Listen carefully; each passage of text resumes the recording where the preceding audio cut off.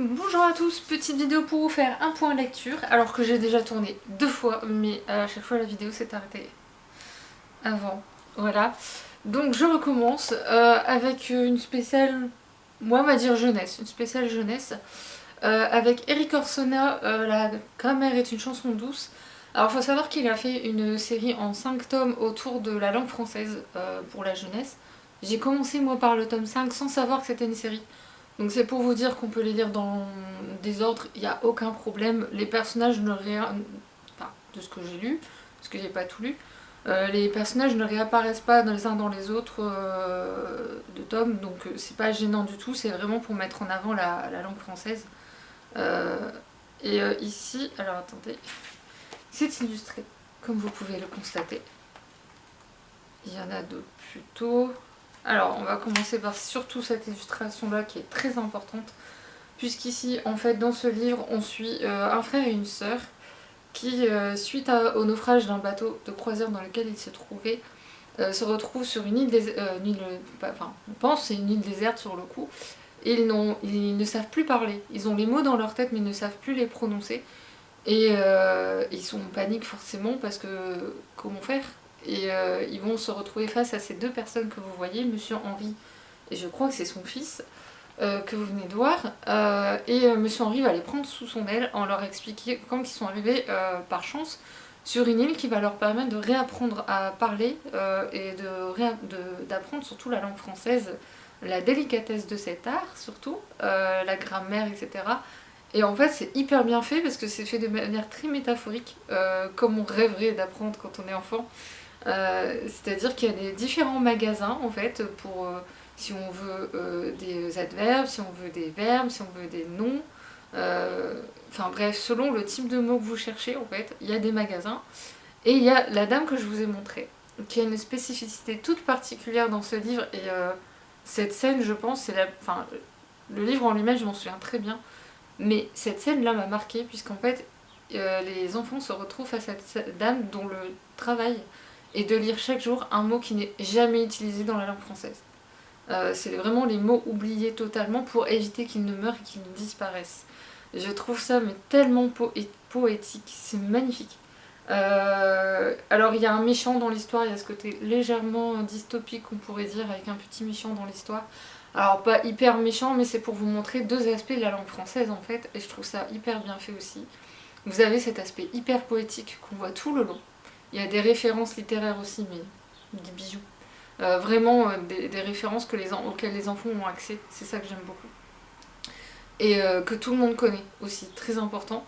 Et à côté de ça, vous avez ce côté très scientifique, très voilà, codifié, enfin les textes juridiques par exemple, ou ces définitions qui sont tellement complexes qu'on n'y comprend finalement plus rien. Enfin, d'ailleurs, au tout début, il y a cette enseignante, avant qu'il n'y ait naufrage, une des enfants en fait, a une enseignante qui est géniale.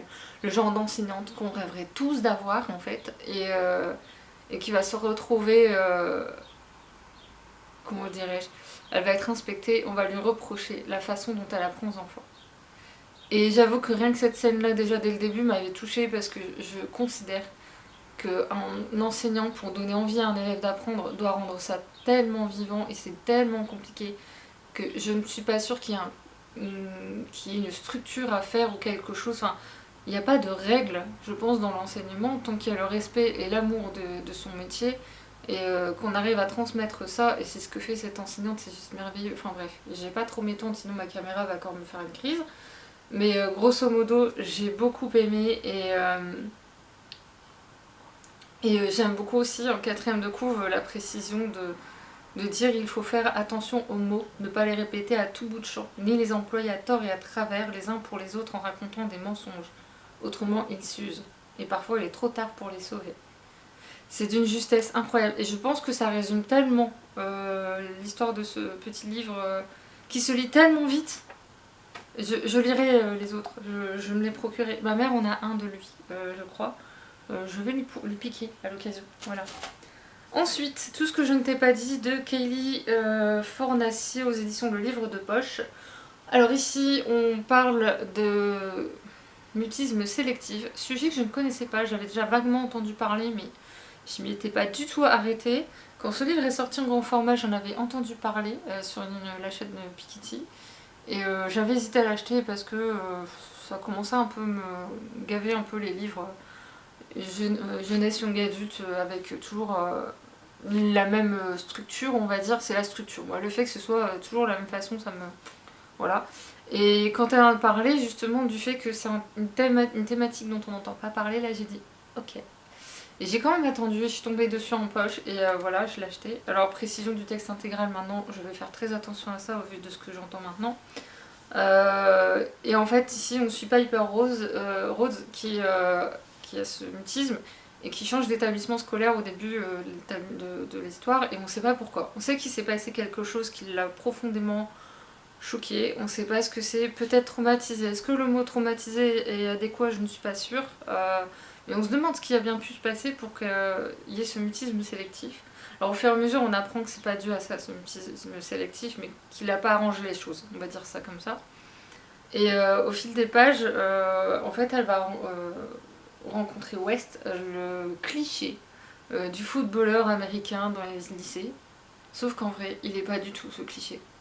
Et c'est ce que j'ai beaucoup aimé, c'est que par le regard de Piper qui a cette vision très stéréotypée des choses par rapport à ce qu'elle a vécu dans son ancien établissement, bah elle est toujours en recherche de sécurité et à se dire oui, non, j'y vais pas, j'en sais rien, je réfléchis trop, beaucoup trop.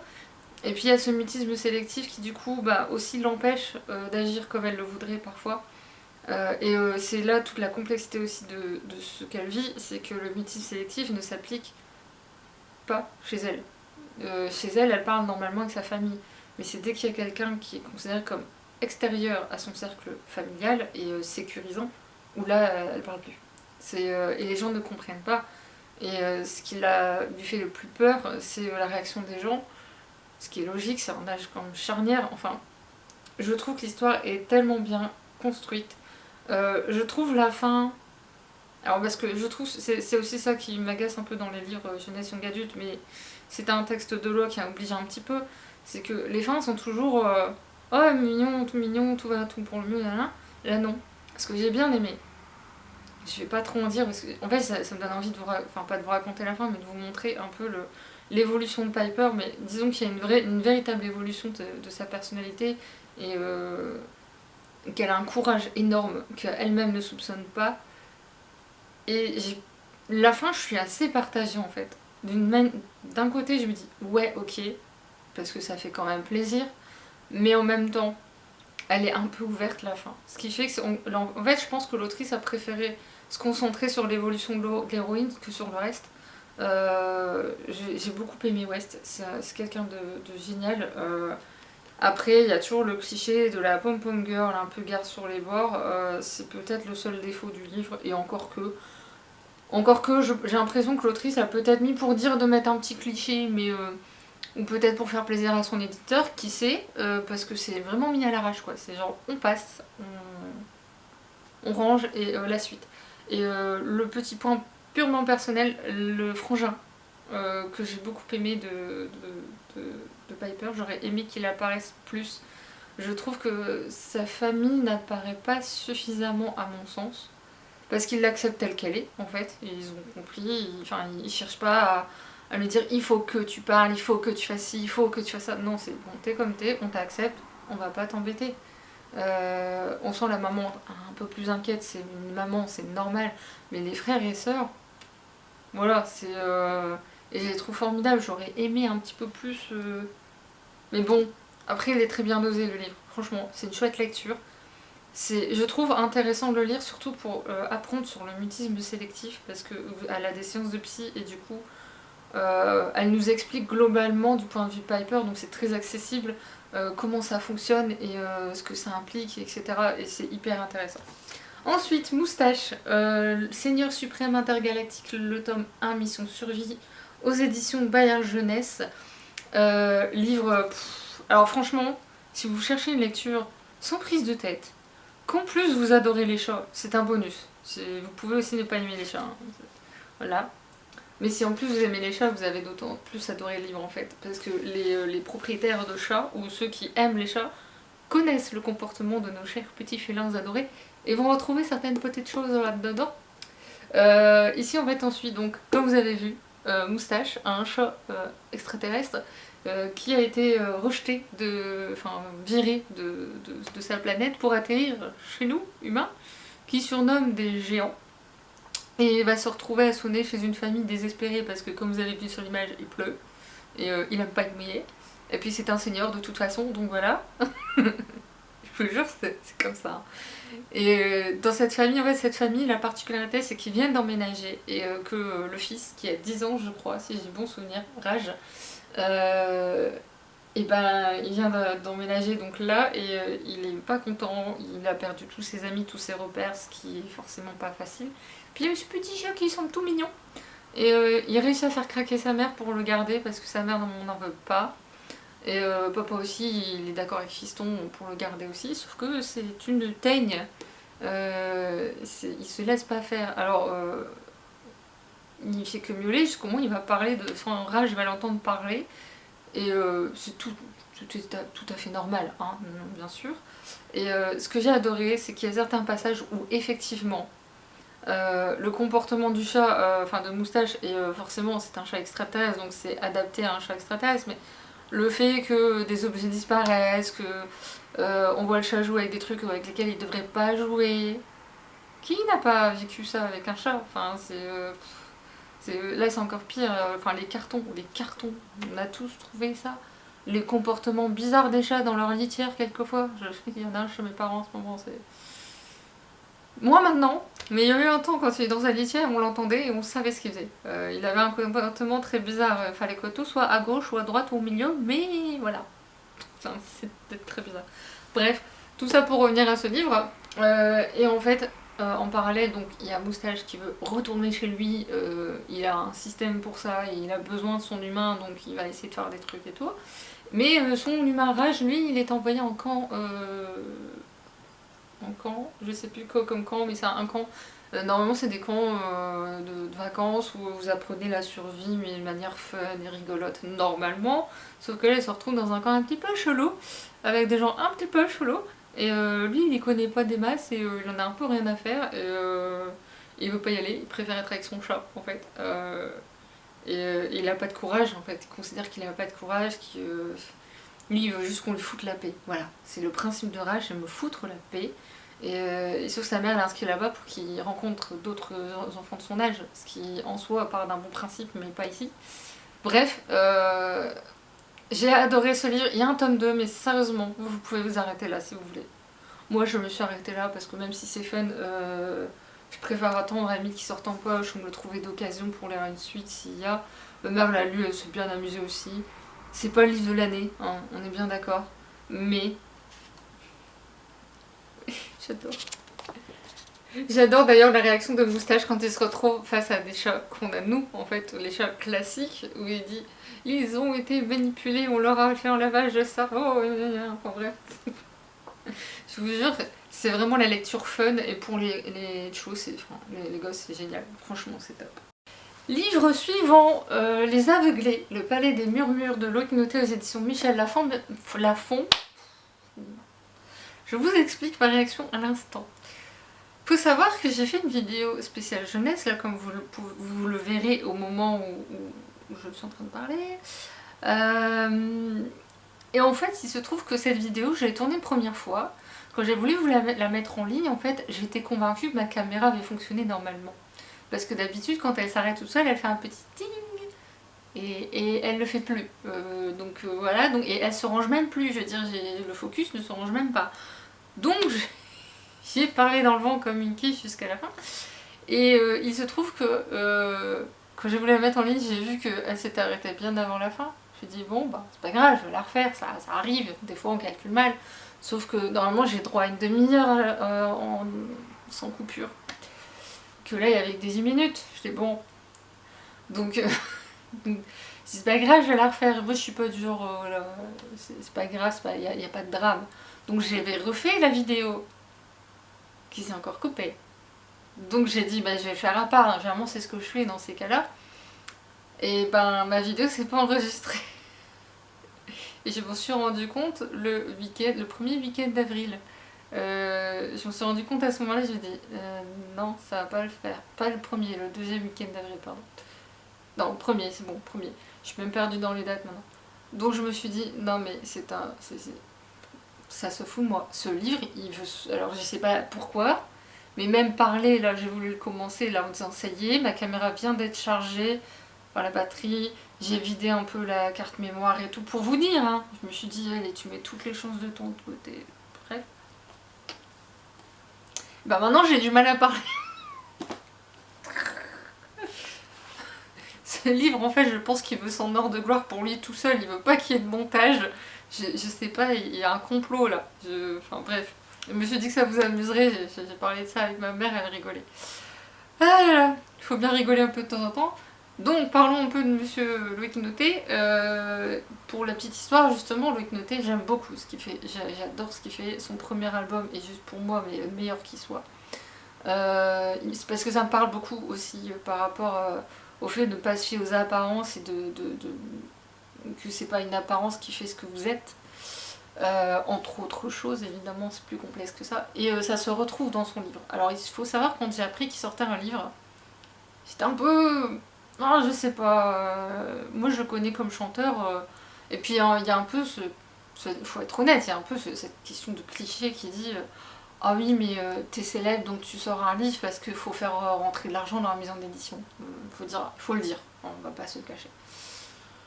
Le fait est que je me dis ouais, mais en même temps c'est Loïc Noté, j'aime bien son univers, j'hésitais, et puis bon, j'ai vu un peu le succès qu'il a autour de ce livre aussi, parce que là il prépare un troisième album en plus, et qui sont très bons. Et en fait, j'ai fini par craquer après avoir lu une interview dans laquelle il parle de la création de ce livre. Et que lui, il n'a jamais pensé l'écrire, c'est vraiment parce qu'il avait cette idée dans la tête et que c'est arrivé aux oreilles de la maison d'édition qui a dit « Mais écrivez-le, ça nous intéresse » et c'est dedans, et il a bien fait. Parce qu'en fait, c'est l'idée qu'il avait au moment de la création de son premier album. Et là, ça m'a achevé en fait, parce que son premier album, c'est juste le... Enfin, j'ai vu le concert de son avec son premier album, je vais y arriver. Et j'ai adoré en fait. Il y a tout ce que j'aime dans ce que fait Loïc Noté, donc je me suis dit, oui, bon, bah voilà, j'ai craqué, ma libraire l'a commandé, à peine reçu, je l'ai lu, ce qui arrive rarement. D'habitude, tous les livres passent un minimum de temps en pile à lire. C'est une obligation, c'est acté, c'est une loi même, limite, chez moi. C'est très rare les livres qui restent pas un petit peu. Et celui-là, non, j'ai pas pu, voilà. D'ailleurs, pour la petite histoire, ce livre aussi, pour vous montrer à quel point il est maudit, c'est que je voulais l'emmener à un club de lecture, et j'ai mis une demi-heure à le trouver. Alors que tous les livres, quasiment, peu de choses près, je sais où ils sont. Une fois qu'ils sont lus, je sais où ils sont. Là, j'étais à me dire, mais c'est pas possible, je l'avais mis là. Bref. Donc ici on suit Nathan, un lycéen. Alors on est dans un lycée un peu typé américain, on va dire, ce qui est avec les clubs. Il y a le groupe des stars du lycée, il y a les geeks, il y a les lecteurs, il y a... Enfin bref. Et en fait Nathan, au début de l'histoire, lorsqu'il arrive au lycée, on découvre en même temps que sa sœur a disparu depuis une semaine et qu'ils ont officiellement arrêté les recherches. Et que même s'il n'y a pas de corps, elle va être considérée comme décédée puisque sa mère, il y a 5 ans, a disparu dans exactement les mêmes conditions. Tout pareil. Donc on rentre dans le vif du sujet. Donc en fait il arrive là pour aller voir son meilleur ami, la seule personne qu'il a envie de voir. Pas encore envie, c'est vraiment parce qu'il a confiance en lui en fait et qu'il sait que son meilleur ami va le laisser tranquille. Et surtout qu'il est convaincu que sa sœur n'est pas morte. Il le sait, il le sent au plus profond de son être. C'est ce genre d'instinct qui vous tient aux tripes comme ça. Et sauf que bah, c'est la star du lycée qui va l'accueillir, Penny.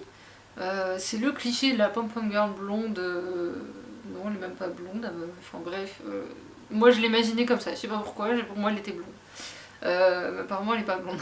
Apparemment elle est rousse. Mais bref. Donc c'est vraiment le cliché de la fille qui est super jolie.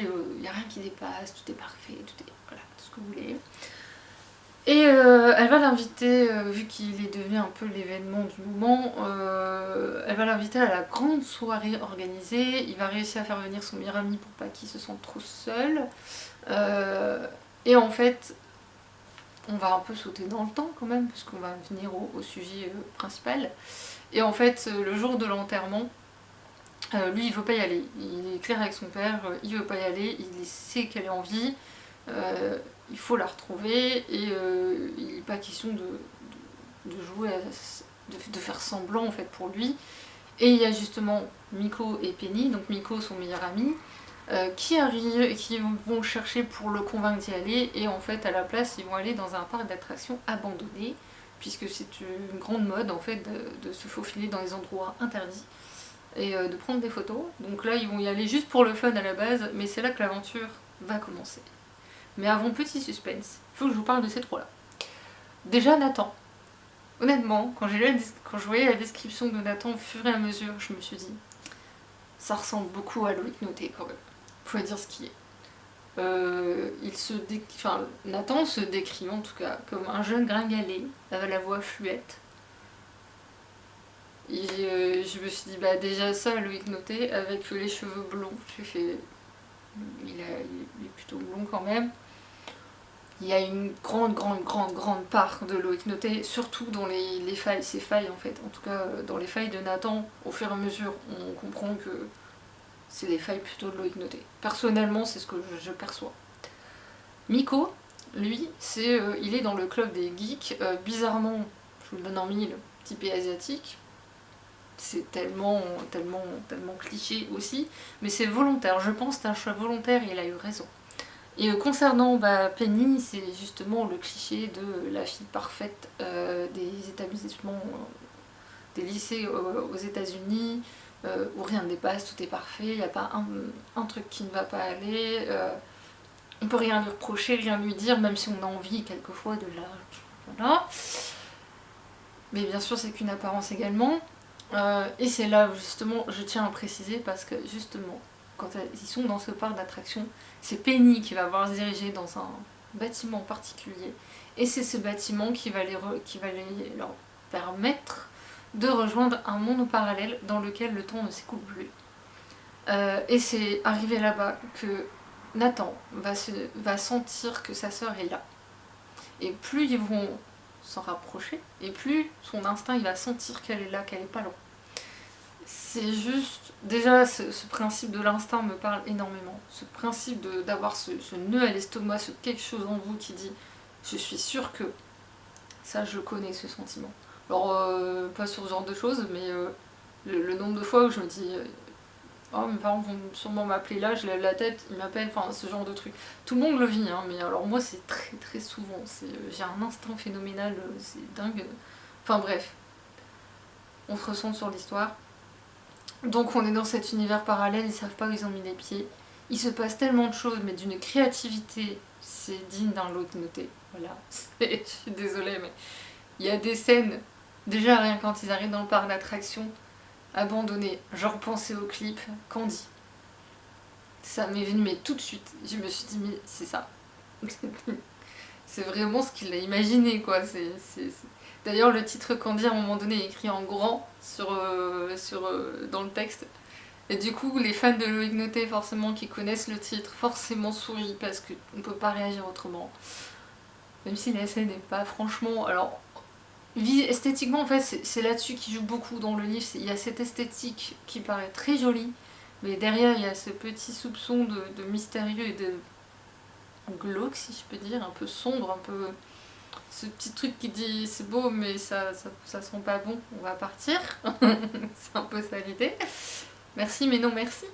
Il y a cette scène avec les miroirs aussi qui est juste, mais c'est... Enfin, et en fait c'est parce que j'ai vu aussi son concert. Donc le concert, la scène des miroirs, il a un petit peu fait, pas à cette ampleur-là, c'est pas possible sur scène, il peut pas, mais le principe des miroirs, il l'a utilisé, le principe des pantins, il l'a utilisé. Donc ça se ressent, j'y pense là en plus, justement en vous en parlant, en fait, il y a des choses qui me reviennent, des flashs, et je me dis mais oui, mais non, mais c'est une évidence. Mais on l'oublie en lisant, je vous rassure. On se dit juste qu'il a amplifié tellement les choses par rapport à son concert que... Enfin, ça éblouit en fait. C'est éblouissant parce que c'est tellement juste aussi. Parce qu'ils vont se retrouver face au grand méchant de l'histoire, Narcisse. Et ça, c'est tellement rare. Narcisse, quand même, qui fait pas. Enfin, c'est quand même un personnage de la mythologie qu'on voit pas souvent en littérature, je trouve. Et c'est une très bonne idée. Et ce que j'ai adoré, c'est qu'il a réussi à faire en sorte que le discours du les réseaux sociaux c'est pas bien ne soit pas dit. Parce qu'il faut dire ce qui est, les réseaux sociaux, c'est une question d'utilisation. C'est pas une question de si bien ou c'est pas bien, ça dépend de l'utilisation qu'on en a. Et je considère moi perso que ça va, enfin j'espère. Je fais attention en tout cas, j'essaie. Après bon, des fois, voilà. Des fois je poste un truc, je me dis non, t'aurais pas dû. Mais généralement il n'y a rien de dramatique. Mais oui, c'est une question de faire attention et d'être vigilant. Et c'est là toute la beauté de la scène. Il y a une scène où il arrive à mentionner l'image en miroir, justement, par le biais des réseaux sociaux, mais sans appuyer sur le fait que c'est les réseaux sociaux. C'est au contraire, il veut montrer autre chose et je trouve que c'est extrêmement bien fait. L'évolution de l'histoire, alors je savais pas du tout où j'allais. J'étais comme les personnages, j'arrive là, qu'est-ce qui va se passer? Où est-ce que je vais aller? Est-ce qu'il va y avoir un retournement de situation? Comment il utilise les créatures mythologiques? C'est juste dingue comment il les a détournées. Je pense à Arachné, mais quelle beauté! Je déteste ces araignées, ce dit en passant, il a réussi à me faire aimer une araignée dans l'histoire. C'est quand même fortiche. Elle est d'une élégance, celle qu'on voit. Comment il a fait? Oula, j'en sais rien, mais au début quand il décrit l'araignée, j'étais là, pourquoi moi, qu'est-ce que j'ai fait? Et après non, il y a le haut du corps, et là on fait ah là tu m'as eu.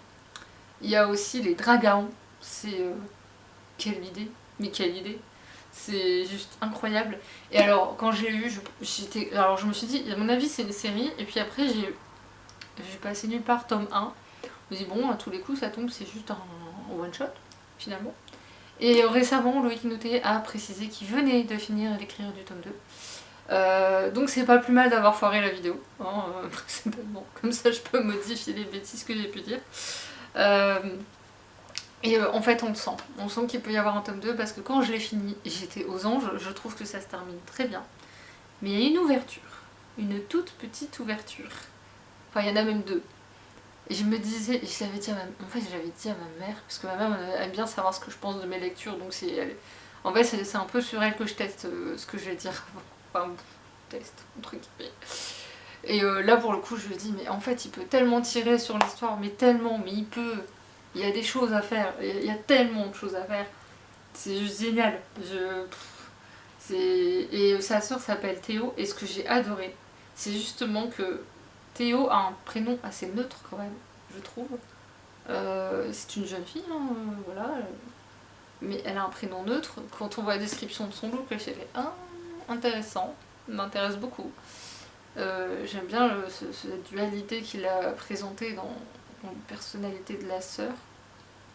Après, ça explique beaucoup de choses par rapport au reste de l'histoire, je vous laisse découvrir, mais franchement, il a vraiment très bien construit les choses, et c'est là où on voit l'étendue de la créativité de Loïc Noté, et je me demande où il va s'arrêter. Je pense que plus le temps passe, et plus il est... Plus je sais pas, il étend son univers, je sais pas trop comment expliquer ça, mais... Enfin. Et par contre, ce que j'ai hâte qu'il fasse, c'est un album vraiment autour d'Halloween, j'aimerais trop. Ça lui va tellement bien, le style Halloween, je trouve.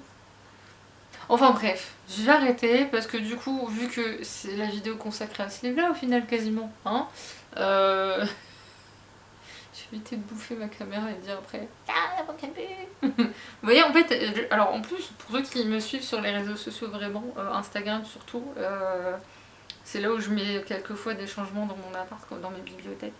Là j'ai tout changé derrière, donc maintenant j'arrive à voir si au moins la caméra est allumée. Donc je me ferai plus avoir. Enfin bref, enfin à peu près, il faudrait que je monte un petit peu la télé peut-être, oui parce que c'est ma télé du coup qui me sert de reflet. C'est n'importe quoi cette vidéo. Bref, je vais arrêter là, sérieusement, je le jure, je vous promets. J'espère que cette vidéo vous aura plu, que je ne serai pas trop partie en vrille. N'hésitez pas à commenter, liker, partager comme d'habitude. Surtout que vous commentez pas trop.